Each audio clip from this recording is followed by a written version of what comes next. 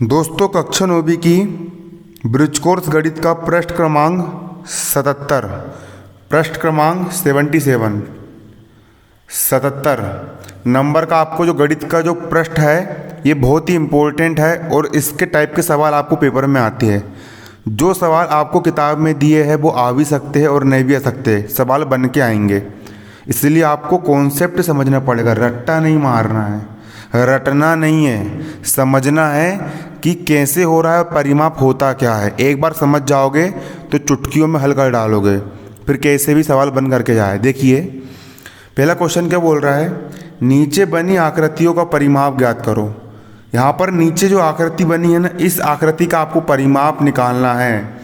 इसका आपको क्या याद करना है, आपको ये नीचे जो चित्र बना है इस आकृति का आपको परिमाप निकालना है। परिमाप का मतलब क्या होता है, किनारों की लंबाई। ये जो आकृति बने इसके टोटल किनारे कितने लंबे हैं, इन किनारों की यदि आपने लंबाई निकाल लोगे ना, यदि आपने इन किनारों की लंबाई निकाल ली तो उसका क्या निकल जाएगा, परिमाप निकल जाएगा। देखिए परिमाप निकाल रहा है, यहाँ से लेकर यहाँ तक की लंबाई कितनी हो गई, 3 सेंटीमीटर। यहाँ से लेकर यहाँ तक की लंबाई कितनी हो गई, 3 सेंटीमीटर। और यहाँ से लेकर यहाँ तक कितनी हो गई, 6 सेंटीमीटर। तो देखो 3 सेंटीमीटर और 6 सेंटीमीटर, ये किनारा कितना होगा, 3 सेंटीमीटर, ये किनारा होगा 6 सेंटीमीटर। तो 3 और 6 कितना हो गया, 9 सेंटीमीटर।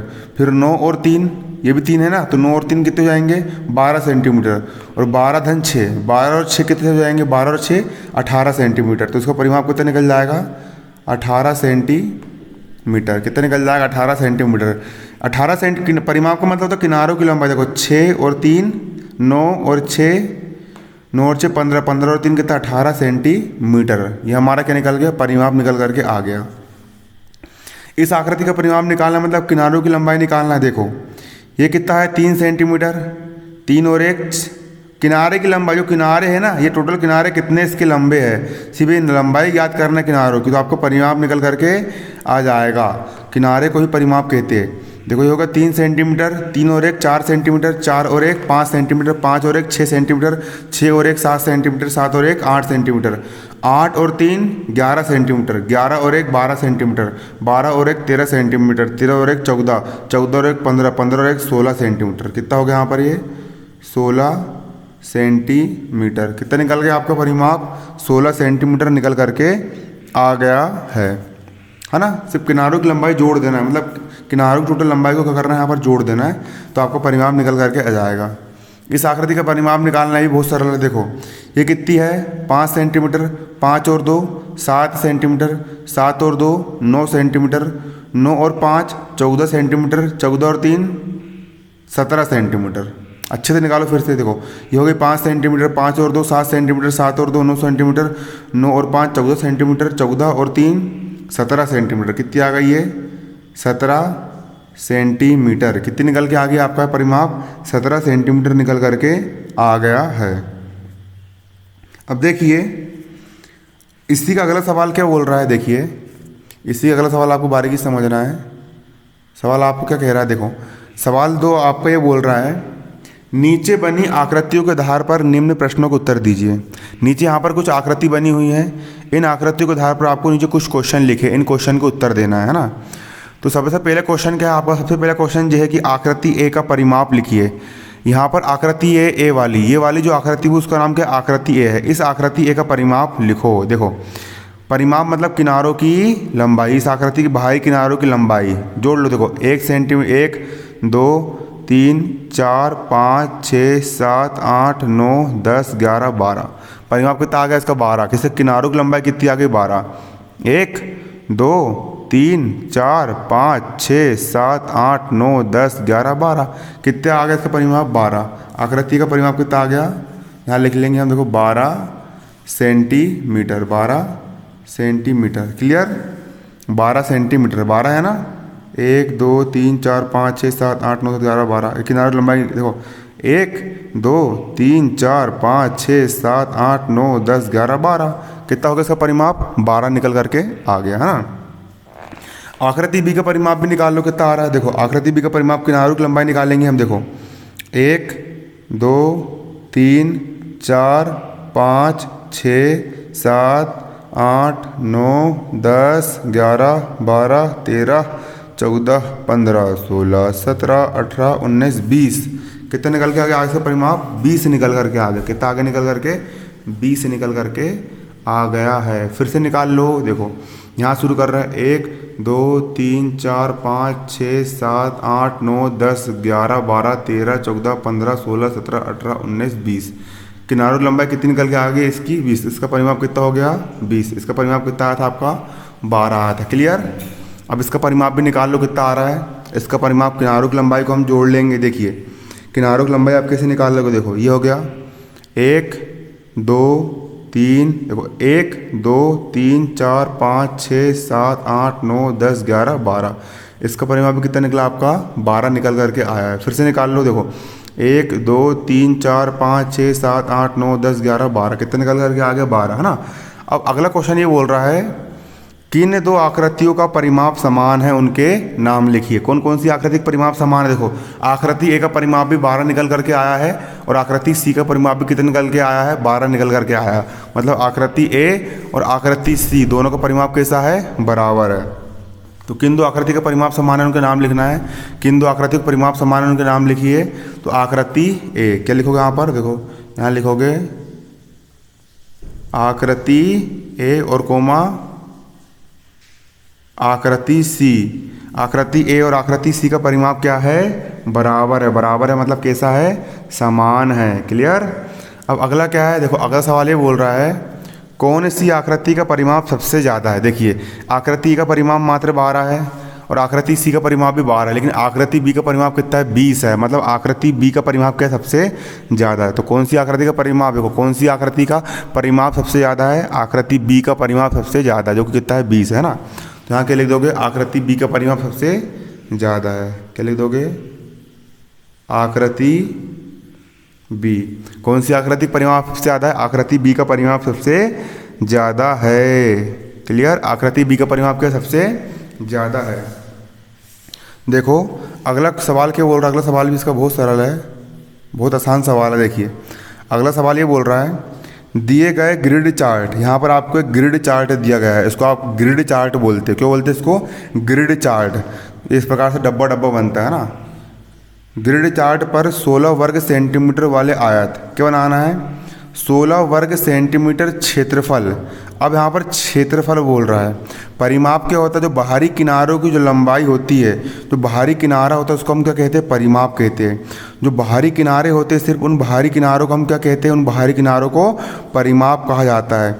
जो बाहरी किनारे होते हैं ना, उन बाहरी किनारों को परिमाप कहा जाता है। लेकिन अंदर का जो पूरा एरिया होता है, अंदर के जो पूरे खाने होते हैं, जो डब्बे होते हैं, अंदर का जो पूरा एरिया होता है, उनको क्षेत्रफल कहा जाता है। क्या कहा जाता है, क्षेत्रफल कहा जाता है। क्या कहा जाता है, क्षेत्रफल कहा जाता है। क्लियर। क्षेत्रफल मतलब अंदर के पूरे डब्बे कि अंदर कितने डब्बे है ना। तो किसके बनाना, आयत बनाना है, वर्ग और त्रिभुज की आकृतियाँ बनाई हैं, है ना।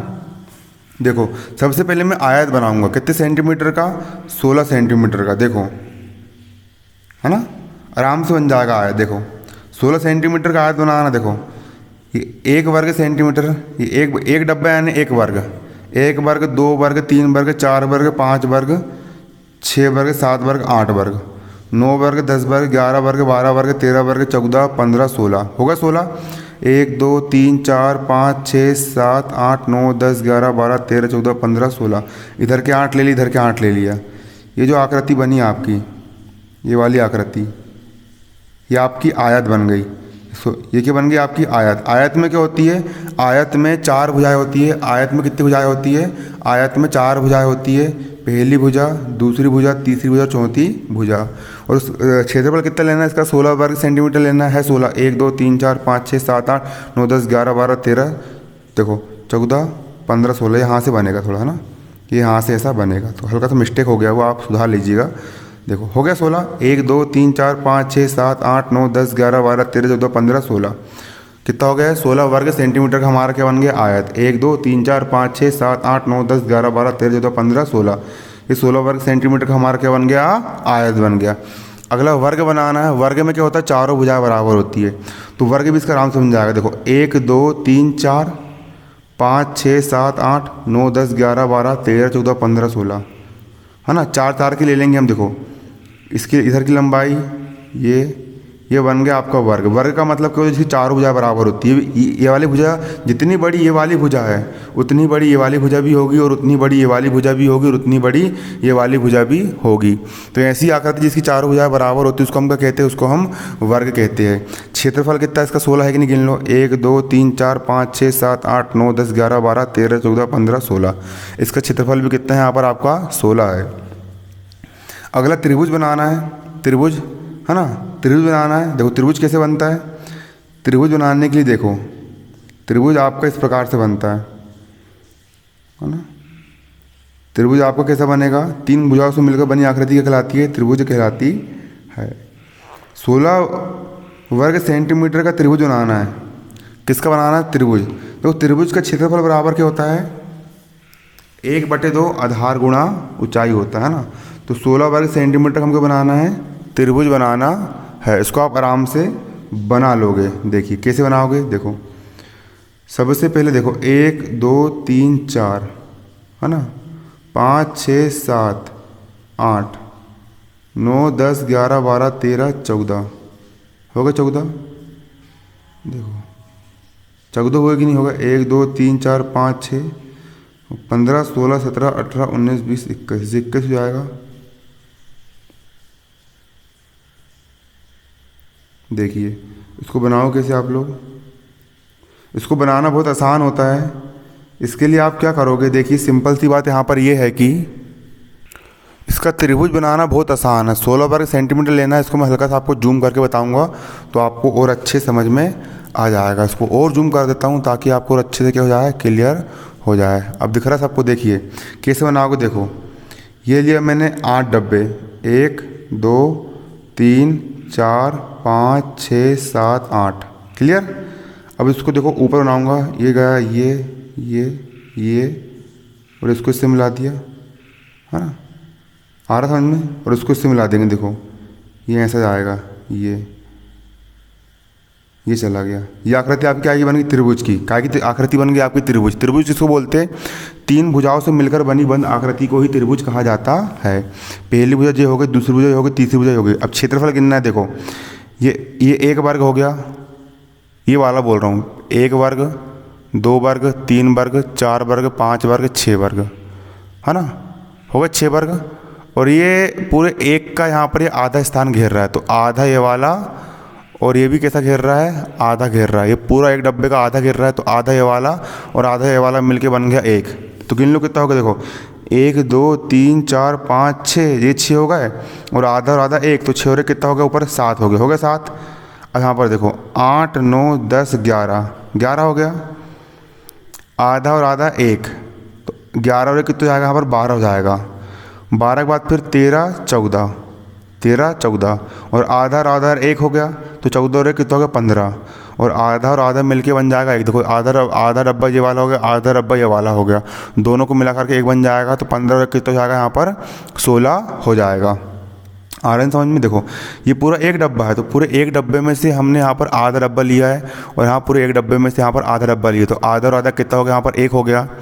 फिर यहाँ पर आधा और आधा कितना हो जाएगा, 1 यानी, तो देखो आधा और आधा 1, फिर आधा और आधा 1, तो 1 और 1 तो हो गया 2 3 4, फिर 5 6 7 8, आधा और आधा मिला के 1, 8 और 1 हो गया 9 10 11 12 13 14 15, ये 15 हो गया। और आधा मिला के 1, 15 के तो जाएगा यहाँ पर 16। तो इसका क्षेत्रफल कितने निकल करके आ गया, यहाँ पर 16 निकल करके आ गया। अगला क्वेश्चन और ज़्यादा इंपॉर्टेंट है, उसका वीडियो आपको जल्दी ही मिल जाएगा।